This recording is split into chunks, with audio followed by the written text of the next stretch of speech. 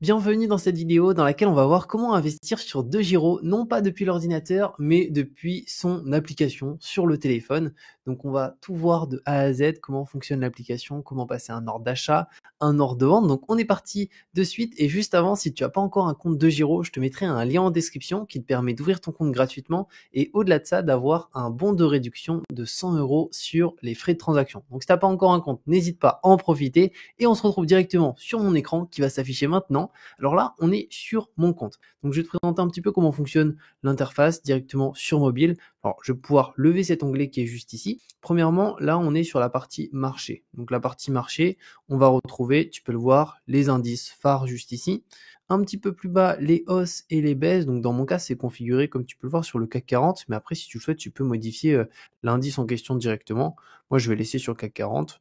Et après, tu as aussi d'autres éléments ici. C'est finalement des différentes thématiques. Donc là, c'est une liste de différentes thématiques et plusieurs éléments en dessous, mais ça va pas vraiment nous intéresser. Ce qu'on va voir, c'est comment finalement rechercher, comment filtrer et au-delà de ça, comment acheter et aussi vendre une position.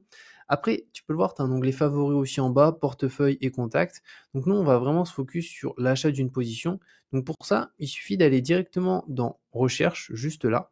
Et là, tu vas pouvoir soit indiquer directement le nom de l'action que tu souhaites acheter, le nom de l'obligation, le nom de l'ETF, soit son code ISIN, soit son ticker. Ou sinon, tu peux faire trier par type de produit.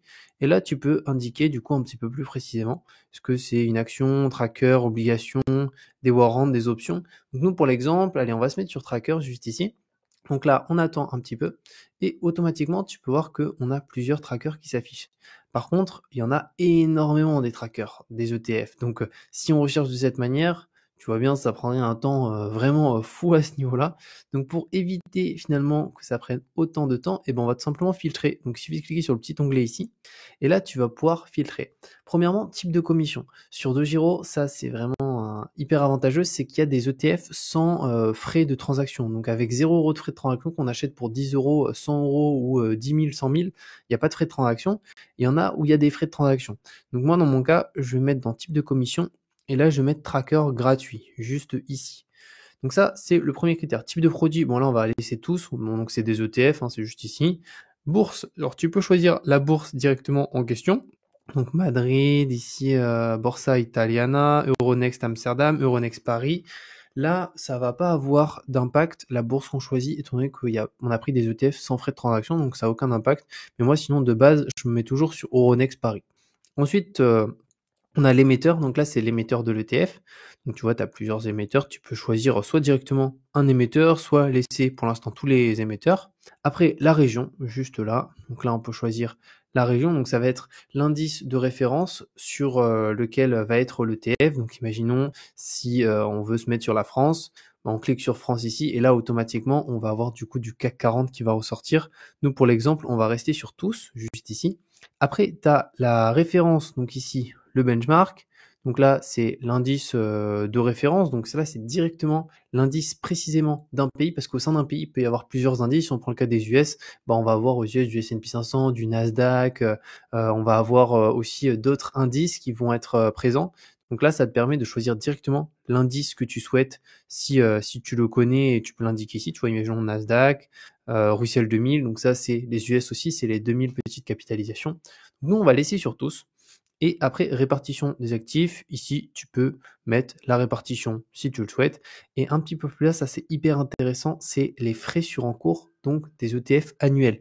Donc imaginons, si tu souhaites avoir des frais pas trop élevés, tu peux modifier, dire imaginons, je veux que mes frais soient inférieurs à 0,25% par an. Donc imaginons ici, et tu peux aussi, si tu le souhaites, alors ah oui non, on peut peut-être pas sur mobile, mais on peut, si on peut l'indiquer directement ici. Tu peux indiquer toi-même les frais maximum. Donc imaginons, on va dire, nous, pour l'exemple, 0,04 et on va pas dire 0,25, on va dire 0,17 pour l'exemple.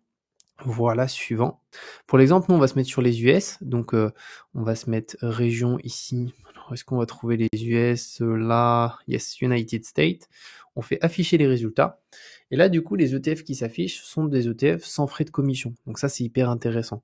Donc là, tu vois qu'on en a sur le S&P 500 juste ici. Donc si imaginons, moi, je sais que j'aime bien l'émetteur, imaginons qui est Invesco juste ici, je peux cliquer dessus pour me renseigner un peu sur l'ETF en question. Donc là, j'ai son prix de la part, donc 31,04. Un petit peu plus bas, on va avoir différentes informations.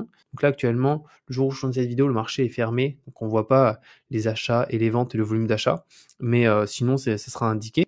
Après, si on descend un petit peu plus bas, là, on va avoir son ticker. Donc, c'est E500, IE00BR, KWGL78, ça c'est son code ISIN, et la place boursière sur lequel celui-ci est coté. On peut bien entendu ici voir son évolution, donc imaginons sur 6 mois, sur 1 an. Donc, on peut voir qu'est-ce que ça a donné sur le long terme à ce niveau-là. Ensuite, si on souhaite aussi avoir plus d'informations, on peut aller dans Documents. Et là, on va retrouver différents documents qui concernent l'ETF en question et l'émetteur aussi à ce niveau-là. Ensuite, si on souhaite du coup investir, comment ça se passe? Eh ben, c'est très simple, on va cliquer sur achat juste ici. Et là, on va avoir plusieurs types d'ordres. Alors dans cette vidéo, on va s'intéresser juste à deux types d'ordres qui sont à court limité et aussi directement au marché. Donc on va commencer par le premier qui est au marché, qui est le plus simple, donc juste ici. Alors, au marché, en fait, on indique directement une quantité. Imaginons, si j'ai 100 euros et je souhaiterais investir à peu près 100 euros, ben, je mets 3 juste ici et c'est tout à ce niveau-là et ensuite je clique valider l'ordre. Ce qu'il faut prendre en considération, c'est que du coup, l'ordre va s'exécuter en fonction du carnet d'ordre d'achat et de vente et donc potentiellement, il y a une partie qui va être exécutée à 34,044. Potentiellement, il y a une partie qui sera exécutée un petit peu plus haut, voire un petit peu plus bas. Donc, on n'aura pas exactement forcément le prix qui est indiqué ici.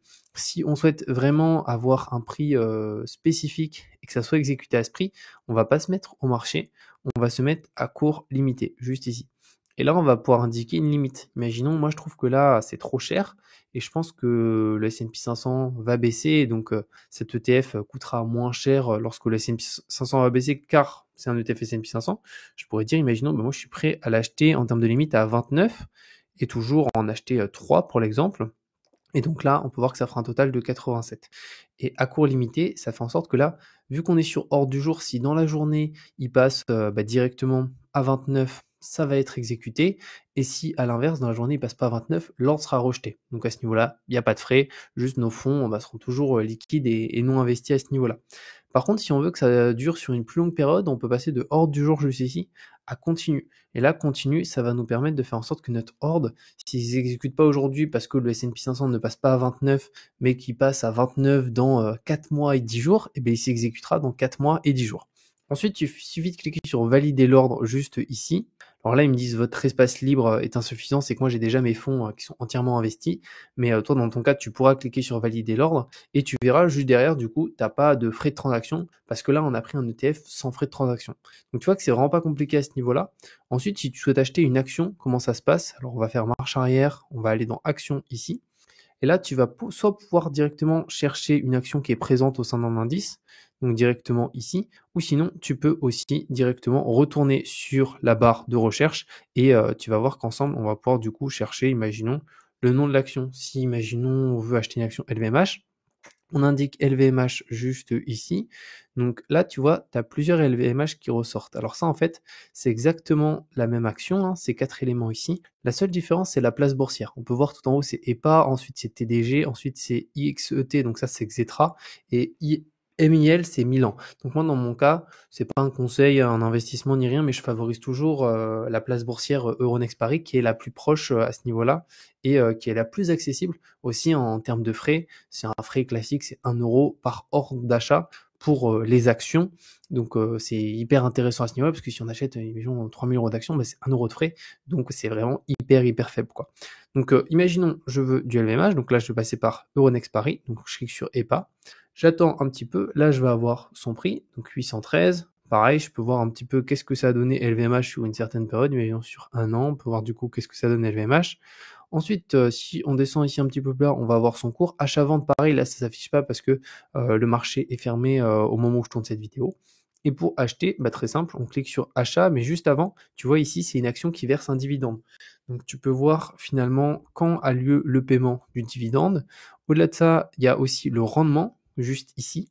Et après, tu as les chiffres clés. Donc là, c'est la capitalisation boursière, le CA sur une année, donc sur 12 mois glissants, et d'autres éléments aussi que tu peux prendre en considération. Et plus bas, tu as les actualités directement en lien avec LVMH. Donc si on souhaite acheter du LVMH, on clique sur achat. Là, pareil, tu peux choisir le type d'ordre, donc à court limité au marché. Il y a aussi stop loss et stop limit, mais là, ça va plus être pour directement du trading. Donc là, on va plus s'intéresser à vraiment l'investissement long terme.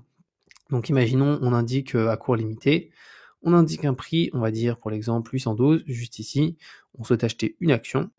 Et voilà, ça fait 812 et on clique sur valider l'ordre et ensuite on peut exécuter notre ordre à ce niveau-là. Pour vendre, c'est exactement la même chose, sauf qu'il faut se mettre sur vendre. Et là, pareil, tu peux définir soit au marché, soit à court limité.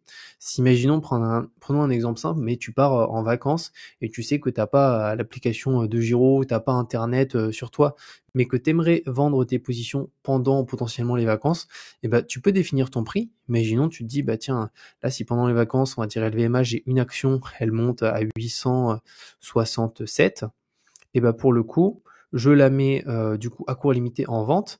Vu que, imaginons, tu pars en vacances plusieurs jours, et ben on va pas se mettre sur hors du jour, mais on va se mettre sur continue juste ici. Et comme ça, si durant des vacances, et ben même si t'as pas internet, on a finalement LVMH, l'action qui passe à 867, ça va se vendre automatiquement. Et donc ça, c'est un point qui est possible de prendre en considération. Et si tu rentres de vacances et que ça s'est pas vendu, bah, tu peux annuler ton ordre de vente si tu le souhaites. Donc ça aussi, c'est une manière facile finalement de gérer ses investissements sur DeGiro. Donc voilà par rapport à ces différentes parties pour l'achat et la vente directement qu'on a vu ensemble. Donc n'hésite pas si tu as la moindre question à la mettre directement dans les commentaires, comme ça je pourrais te répondre avec plaisir. Et comme je te dis, je te mets le lien en description pour ouvrir un compte DeGiro gratuitement et au-delà de ça, avoir un bon de réduction de 100 € sur les frais de transaction. Et je te dis à très bientôt pour une nouvelle vidéo.